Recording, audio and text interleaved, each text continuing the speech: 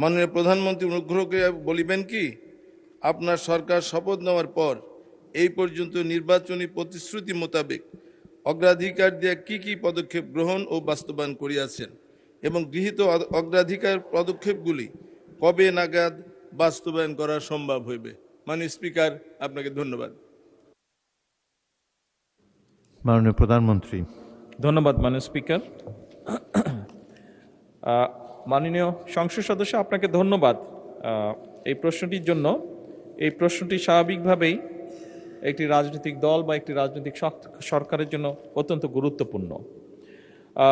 মাননীয় স্পিকার, সরকারের নির্বাচনী ইশতেহারে ঘোষিত কার্যক্রমসমূহ বাস্তবায়নের সকল মন্ত্রণালয় বিভাগ 180 দিন 2026-27 অর্থবছর এবং আগামী 5 বছরের জন্য কর্মপরিকল্পনা প্রণয়ন করেছে এবং তা বাস্তবায়নের জন্য এরই ভিতরে প্রয়োজনীয় উদ্যোগও গ্রহণ করেছে।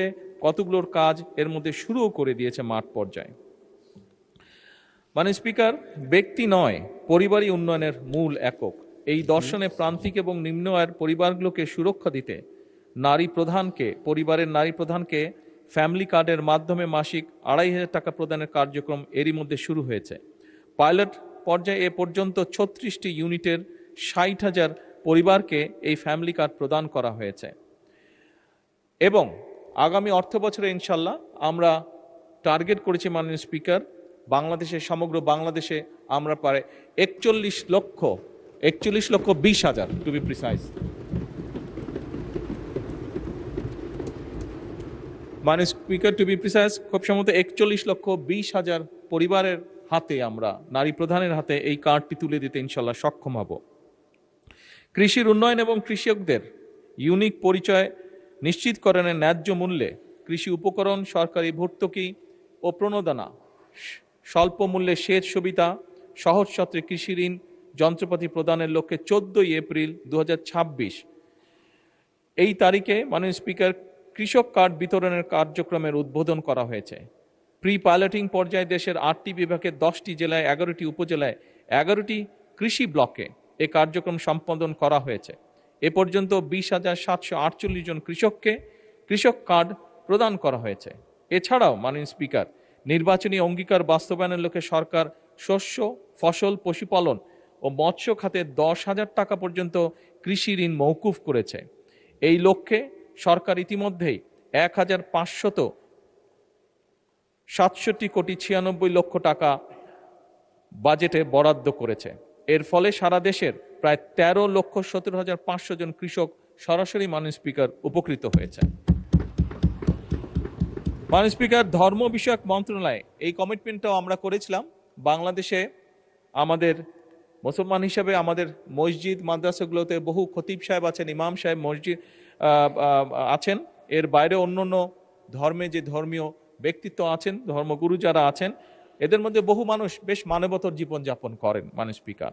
এবং সেজন্যই আমরা নির্বাচনের পূর্বে আমাদের দলীয় অবস্থান থেকে আমরা নির্বাচনী ইশতেহারেও ঘোষণা করেছিলাম যে আমরা সরকার গঠনে সক্ষম হলে আমরা এই মানুষগুলোর পাশে দাঁড়ানোর চেষ্টা করব, সহযোগিতার হাত সরকার থেকে আমরা বাড়িয়ে দেব। সেই লক্ষ্যকে সামনে রেখে মাননীয় স্পিকার ধর্ম বিষয়ক মন্ত্রণালয় হতে 180 দিনের অগ্রাধিকার কর্মসূচির আওতায় 4,908টি মসজিদ, 990টি মন্দির, 144টি বৌদ্ধ বিহার, প্যাগোডা এবং 396টি গির্জায় কর্মরত ব্যক্তিবর্গকে মাসিক সম্মানী প্রদান করা হচ্ছে মাননীয় স্পিকার। এবং আগামী বাজেটে এটি সংখ্যা আরও বাড়বে মাননীয় স্পিকার ইনশাআল্লাহ।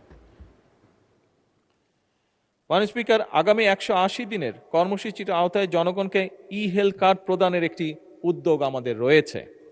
এই বিষয়কে একটি প্রকল্প অনুমোদনের অপেক্ষায় রয়েছে মাননীয় স্পিকার। উক্ত প্রকল্পের মাধ্যমে 180 দিনের মধ্যে 5টি জেলাগুলি হচ্ছে মাননীয় স্পিকার খুলনা, নোয়াখালী, বগুড়া, সিরাজগঞ্জ এবং নরসিংদী। স্বাভাবিক, আমাদের স্বাস্থ্যমন্ত্রী নরসিংদী, ওই জন্য জেলাটি আছে। জনসাধারণকে হেলথ কার্ডের মাধ্যমে চিকিৎসা সেবা প্রদানের কার্যক্রম শুরু করা হবে মাননীয় স্পিকার ইনশাআল্লাহ। এই health card electronic patient referral system এবং ইলেকট্রনিক পেশেন্ট ম্যানেজমেন্ট সিস্টেমের সাথে সংযুক্ত থাকবে। সরকারের 180 দিনের কর্মসূচির আওতায় খাল খনন পুনর্খনন কর্মসূচি গত 16 মার্চ 2026 হতে এরই ভিতরে শুরু হয়েছে মাননীয় স্পিকার।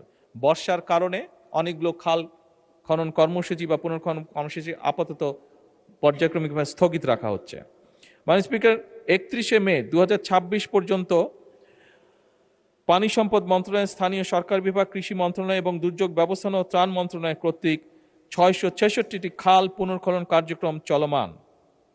উল্লেখ, খাল পুনর্খনন খালের মোট দৈর্ঘ্য যেগুলো হয়ে গেছে মোটামুটিভাবে মাননীয় স্পিকার, সেগুলো প্রায় 965 কিলোমিটার। মাননীয় স্পিকার, একটু আগে বেশ ঝমঝম করে বৃষ্টি হয়েছে।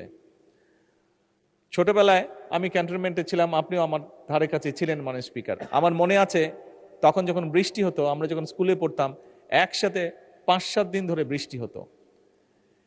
বিশেষ করে ক্যান্টনমেন্ট এলাকায় যেহেতু অনেক গাছ ছিল, সেখানে বোধহয় একটু বেশিও হতো খুব সম্ভবত।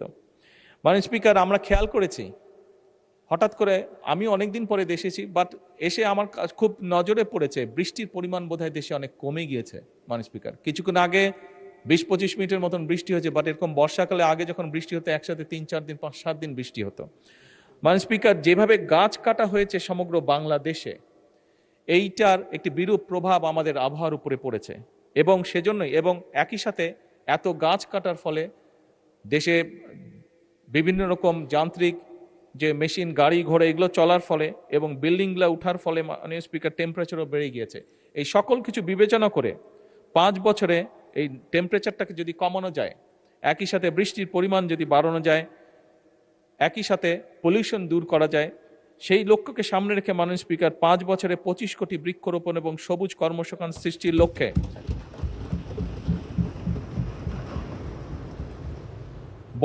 বনায়ন সৃজনের জন্য ইতিমধ্যেই উদ্যোগ গ্রহণ করা হয়েছে। মাননীয় স্পিকার, আসন্ন বর্ষা মৌসুমে আমরা চেষ্টা করছি ইনশাআল্লাহ 3,14,00,000 চারা আমরা রোপণ করব সারা দেশে। বৃক্ষরোপণ অনুষ্ঠান সম্পাদন করার জন্য স্থানীয় সরকার এবং এনজিওদের মধ্যে এরই মধ্যে মাননীয় স্পিকার সমন্বয় করা হয়েছে। মাননীয় স্পিকার, এই সংসদে দাঁড়িয়ে আমি বলেছিলাম একদিন যে বিগত অনেকগুলো বছর আমাকে বিদেশে বাধ্য হয়ে থাকতে হয়েছে, কিন্তু সেই সময় আমি দেখেছিলাম সেই দেশের শিশুরা কি সুন্দর জুতা জামা কাপড় পরে স্কুলে যায়, এবং আমার তখন ইচ্ছা ছিল কোনোদিন যদি আল্লাহর রহমতে সুযোগ পাই, চেষ্টা করব এই দেশের শিশুদেরকেও যাতে এরকম একটি ব্যবস্থা করা যায়। এবং তারই অংশ হিসাবে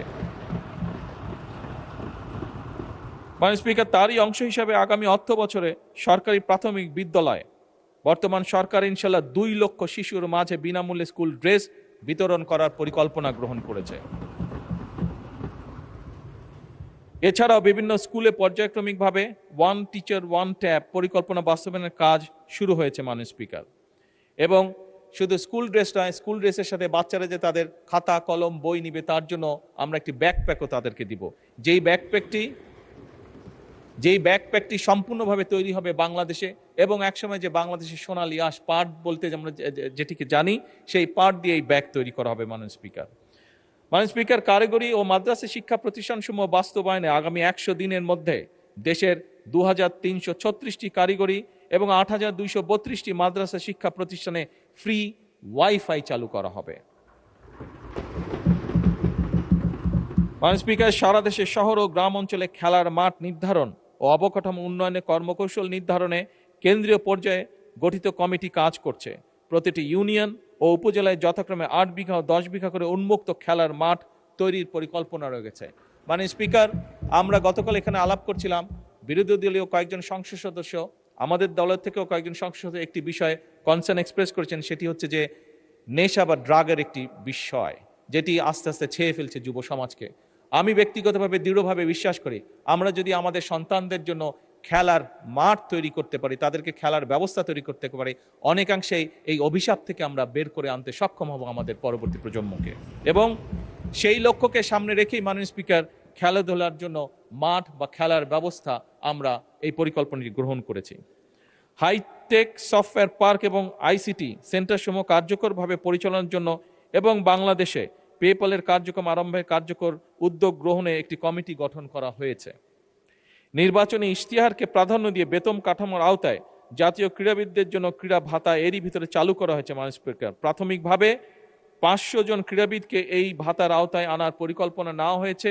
এর মধ্যে মাননীয় স্পিকার 300 জন ক্রীড়াবিদকে অলরেডি ভাতা প্রদান করা হয়েছে। এছাড়াও 325 জন ক্রীড়াবিদকে ক্রীড়া কার্ড প্রদান করা হয়েছে। মাননীয় স্পিকার, ল্যাঙ্গুয়েজ স্টুডেন্ট ভিসায় বিদ্যমান জামানতবিহীন ঋণ সীমা যা আগে ছিল 3 লক্ষ টাকা সেটিকে বাড়ানো হয়েছে এবং সেটি এখন 3 লক্ষ থেকে 10 লক্ষ টাকায় উত্তীর্ণ করা হয়েছে। জাপানগামী শিক্ষার্থীদের জন্য ভিসা প্রাপ্তির পূর্বেই সার্টিফিকেট অফ এলিজিবিলিটির ভিত্তিতে এই ঋণ প্রদান সহজীকরণ করা হয়েছে।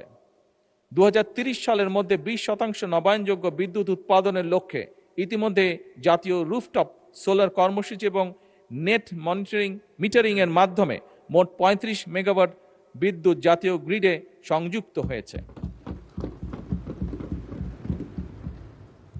এবং এটিকে 2030 সালের মধ্যে মাননীয় স্পিকার যে সোলারের যে বিদ্যুৎ এটিকে 30 সালের মধ্যে আমরা মিনিমাম 5000 মেগাওয়াটে নিয়ে যেতে চাই।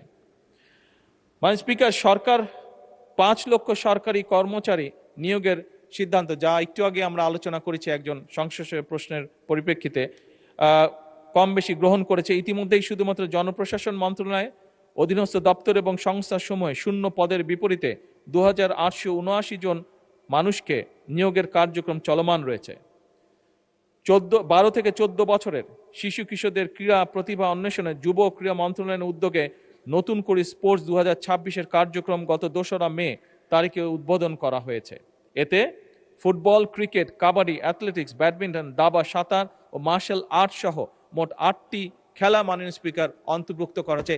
এটিও মাননীয় স্পিকার যেই নেশা বা ড্রাগের যেই সমস্যাটির কথাটি বা বিষয়টি আমরা এখানে আলোচনা করেছি সেই অভিশাপ থেকে মুক্ত করার জন্য এই পরিকল্পনা গ্রহণ করা হয়েছে। মাননীয় স্পিকার, আপনাকে আন্তরিকভাবে ধন্যবাদ।